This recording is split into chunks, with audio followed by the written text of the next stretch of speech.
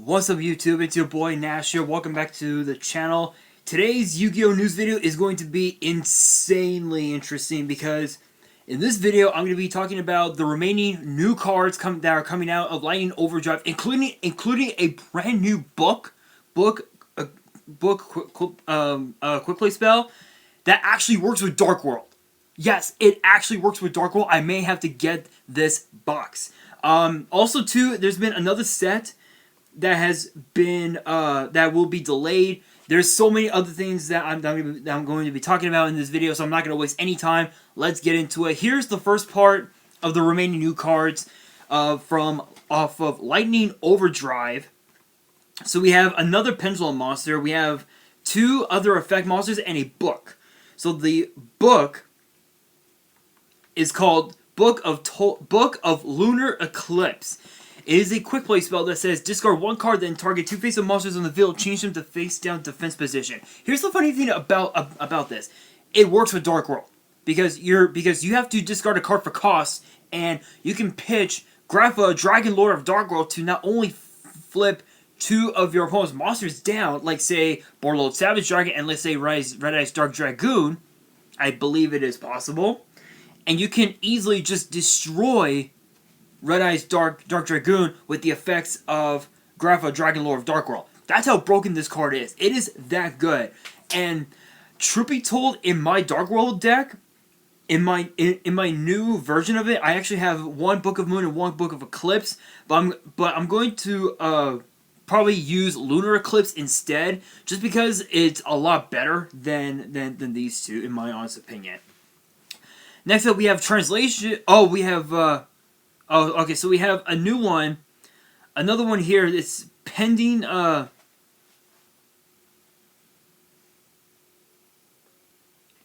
translation pending research. It's called Yamoi Mori. It is a reptile. I don't know what they're gonna... I don't know what the English name is gonna be. But it's a water reptile, 2-star, 0 attack, 0 defense. The effect is a once per turn. You can banish this card from your grave, then target a reptile in your one reptile you control, and a face-up monster your opponent controls, activate one of these effects. Change the targeted monsters to face-out defense, destroy your targeted monster, and if you do, change your opponent's targeted monster's attack to 0 till the end of the turn. So it's basically like a combination of Book of Moon and Zero Force, basically. Somewhere along those lines. So not a bad effect. Not a bad effect. I think it would be perfect with frogs maybe. Not so sure. The next one here is I don't know what they're gonna name it, but I guess it's called Chikyujin Carbon. I don't know how it's pronounced. I just butchered that. I know I butchered it. It's an Earth Fairy with 4-star with 1200 attack and defense. Both of its effects are once per turn and only once that turn. So it's similar to cards like Destiny Hero Decider, where you can only use the effect once per turn and only once that turn. So you can use the effect over and over again, but it's a hard once per turn straightly. You contribute this normal summon card, add an Earth Fairy from your deck to your hand, except this card. So it's basically like Stratos. If a face-up fairy monster or monsters you control is sent to the grave while this card is in your grave, you can place this card on the top of the deck. That right there is just broken on its own. I ain't saying nothing about it. I ain't saying nothing. So next up here we have Hendu Kiku Clock Arc. It's a pendulum, basically. It's a dark machine pendulum. It's a level 4 with a scale with both of its scales being 4, 600 attack, 1200 defense. Its pendulum effect says, while you control no monsters, all monsters you control are pendulum monsters. Apply this effect based on your pendulum zone this card is in. Left, reduce this card's pendulum scale by 3. Right, increase the scale by 4. So it's basically similar to some of the cards that Yuya Sakaki used in the Arc 5 anime. It's kind of similar, but it's a little different to be more accurate. And then its other effect says, once per turn, during your opponent's standby phase, you can special summon this card from your pendulum zone. So it's basically like, what's that one? Ruby Carbuncle, Crystal Ruby Carbuncle, where you can where if Ruby is special summon, you can special summon the crystals from your spell trap zone to your main monster zone. It's kind of similar to that effect. And then of course too we have that was just the pendulum effect. The monster effect, there are 3 effects. If this card is special summoned to a zone that is not the center main monster zone, destroy this card. What? So it's basically like its own trapple. Literally, it trapples itself right off the bat. Cannot be destroyed by battle. That's just it. Once per turn during your opponent's end phase, you can target a card in your pendulum zone, destroy it. If you do, place a card in your pendulum zone. Okay, so with this card, again, it's similar to the strategy of Yuya Sakaki's styles, to be, so to speak. So it's not too shabby. It's not that bad. It's not that bad. Honestly, I wouldn't get past this card getting any play at all. So, that's just how I see it anyway. But yeah. Anyway, guys. Anyway, guys. Now for part two of the remaining cards. The first one up, we actually have a few here. So the first one here is Pharonic Guardian Sphinx. It's a level 8 Earth Rock. So right there, just right there alone, Emancipator, Magna Warriors, Gadgets, I ain't saying nothing about it. 2300 attack, 3000 defense. You can only use each of this card's name. Also, so its second and third effects are once per turn.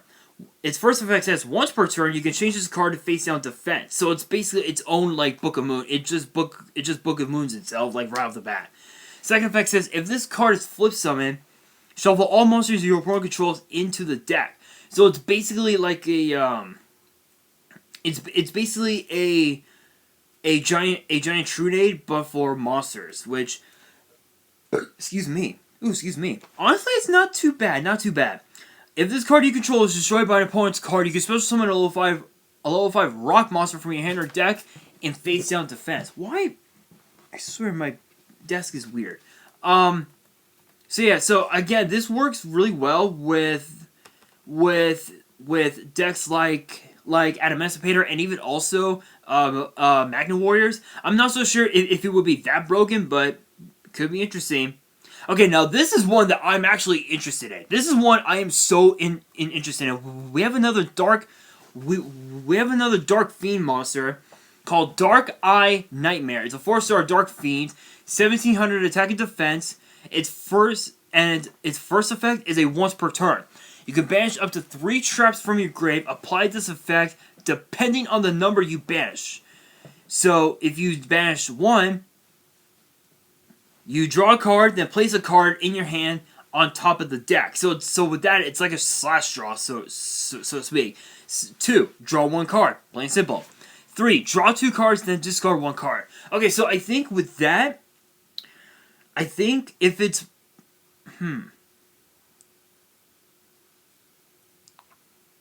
So I think depending on which number you banish, that's the effect you can activate. So with the 3, you draw 2 cards and you're discarding a card. So it's funny because it's basically it's kind of like it's kind of like a graceful charity, but instead of drawing 3 cards and discarding 2, you're drawing 2 cards and discarding 1, which honestly is not too bad. Once per turn, if this card would be destroyed by battle, you can banish a trap from your grave instead. So it's basically like its own like Return of the Dragon Lords, where you just banish a trap from your grave instead. That's really cool. Now we have a normal spell called One Curry Way. You target 1 link monster in either graveyard, shuffle it into the extra deck, or special summon it to its owner's field. That right there is it's like an illegal monster reborn, basically, which that's just stupid. That is just stupid. Now we have a brand new a new synchro monster called Star Mine. 4-star Fire Pyro, 2000 attack, 200 defense, and it's a tuner, non-tuner, so pretty generic. You can only special summon Star Mine once per turn. If this card in its owner's possession is destroyed by an opponent's card effect or destroyed by battle with an opponent's attacking monster, take 2000 damage, then inflict 2000 damage to your opponent. So it's kind of like it's kind of like oh, what's that one card? I'm trying to remember it. It's kind of like Blazing Mirror Force, so to speak. So you take the damage, and your opponent takes that same amount of damage as well. So it's kind of like that. If a monster or monsters in this card's adjacent monster zone is destroyed by battle with an opponent's attacking monster or by an opponent's card effect, destroy this card. And if you do, take 2000 damage, then inflict 2. Yeah. So this card is basically its own like Blazing Mirror Force, so to speak. Now we have a new field spell. This is I guess it's pretty generic. It's called Secret Hot Springs of the Far East. Once per turn during each player's main phase 2, the turn player can gain 500 life points, and if they do, apply these effects for the rest of the turn. If that player's monster is normal or special summons, cannot be negated. Wow, that's pretty broken. If that player activates a spell or trap card or a monster effect that includes an effect that special summons a monster or monsters, that activation cannot be negated. That player's set spells or traps cannot be targeted by or destroyed by their opponent's card effects.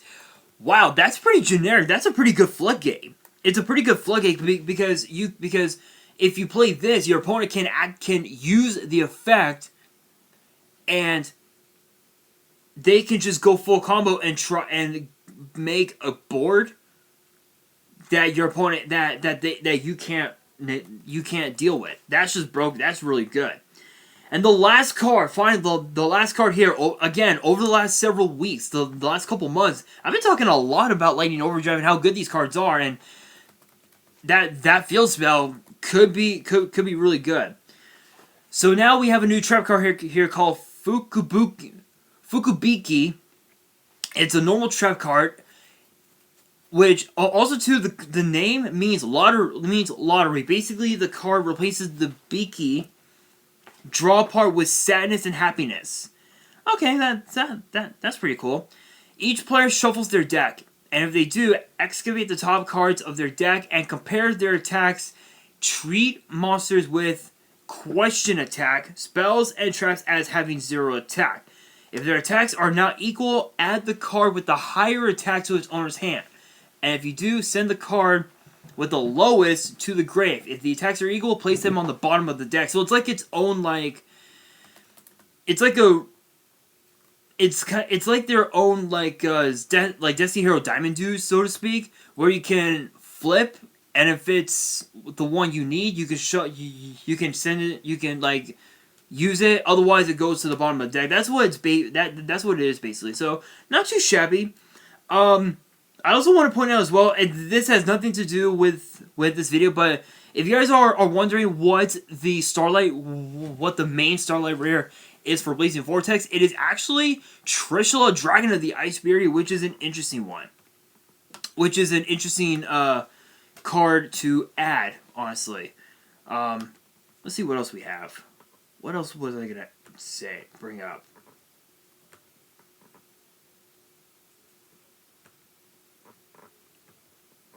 Hang on.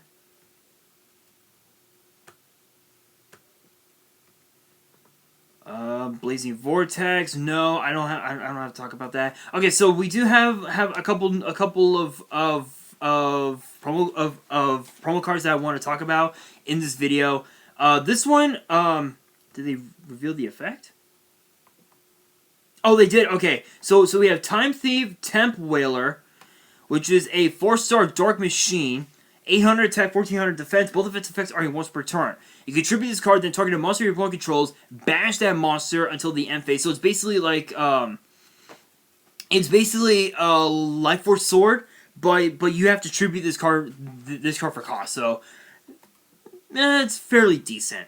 If this card is in the graveyard, you can target a one-time thief monster you control, accept this card, return that monster to the hand, and if you do, special summon this card, but this card is banished when it leaves the field. So what's interesting is that you can actually bypass that effect by overlaying this card and like say and another 4-star time thief and go into either Redoer or Perpetua, and you can trigger the effect, detach this card as a material, and you can actually use the effect over and over again and bypass the banish effect like right off the bat. That's how good that card is. That's a really good card.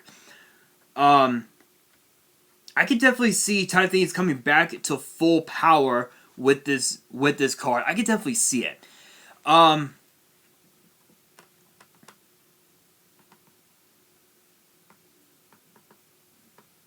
So we have another V-Jump promo. This is the V-Jump for April. So if you guys remember Kycoo the Ghost Destroyer, I guess Kycoo has a friend known as Kosai the Ghost Blocker. It's a dark spellcaster, 4-star with 1900 attack, 800 defense. A monster with an effect that can mess with the opponent's strategies in a similar way to Kycoo the Ghost Destroyer by stealing the graveyard. Oh!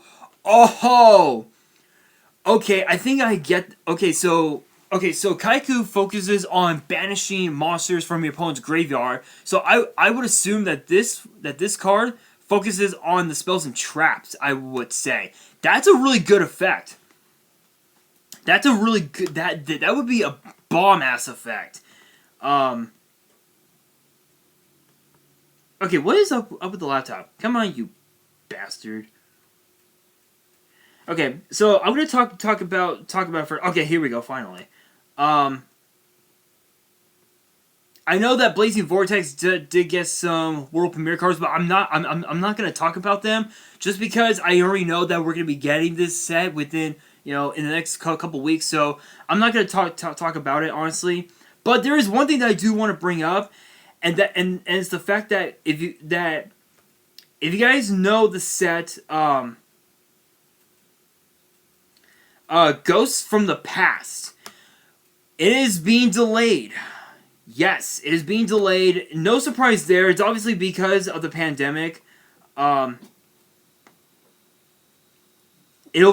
it was supposed to have been released in March, but it's now going to be released on the weekend of April 16th. So this is coming right after... What is it? Like, right after, literally, like, a week after WrestleMania. Literally, a week after WrestleMania, which is insane. But again, it's because of the pandemic. Not going to really say anything about that. The last thing that I'm going to be talking about here is, we have we have a world premiere card for Blazing Vortex. But what's interesting about this is that it requires 3 different cards.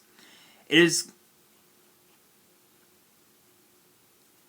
Or actually, you know what? I'm not going to talk about that. It's still part of Blazing Vortex. You know what? I'll talk about the 2 reprints for the Prismatic Art Collection. Screw it.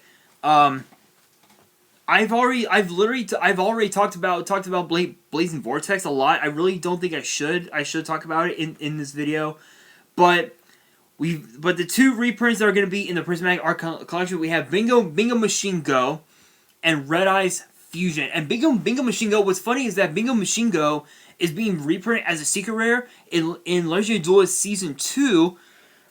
Excuse me, which I'm gonna be getting a few mini boxes of.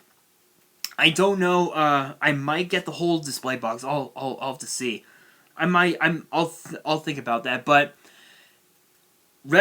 Bingo Machine Go is more so focused on the Blue Eyes and Red Eyes Fusion. It's so generic. All you need is that card, Dark Magician, and Red Eyes. It's broken on its own. But I think that's gonna do it for this video. I don't know if there was anything else I needed to talk about. Let me refresh the page. Let's see if there... Actually, you know what? Hang on.